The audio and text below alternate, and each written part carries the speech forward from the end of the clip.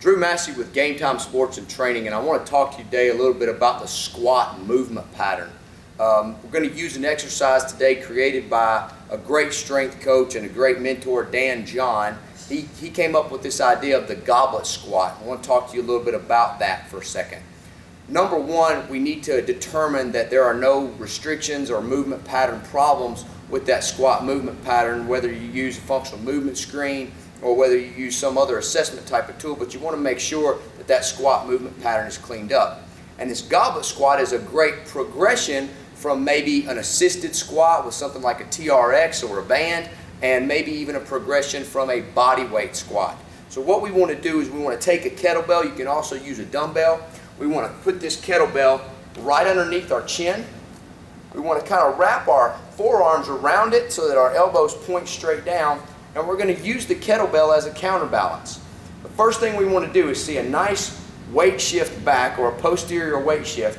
We want to push our hips back, keeping that kettlebell right underneath our chin. We're going to lower ourselves and pull ourselves into the squat with that elbow right at our kneecap, and we're going to push right through. So just one more time, push those hips back. Elbows are going to be right inside those kneecaps. We're going to drive through. So a couple things really quick about the goblet squat. Use it as a counterbalance and allow yourself to be pulled down into this squat position with your hip flexors.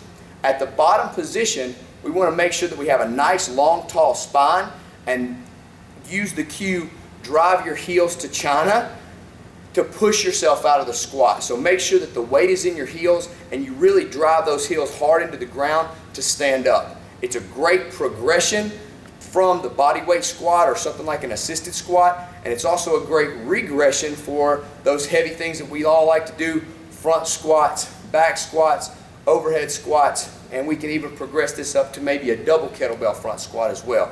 But try that goblet squat out. It'll increase the range of motion of your hips, and it'll clean that squat pattern up.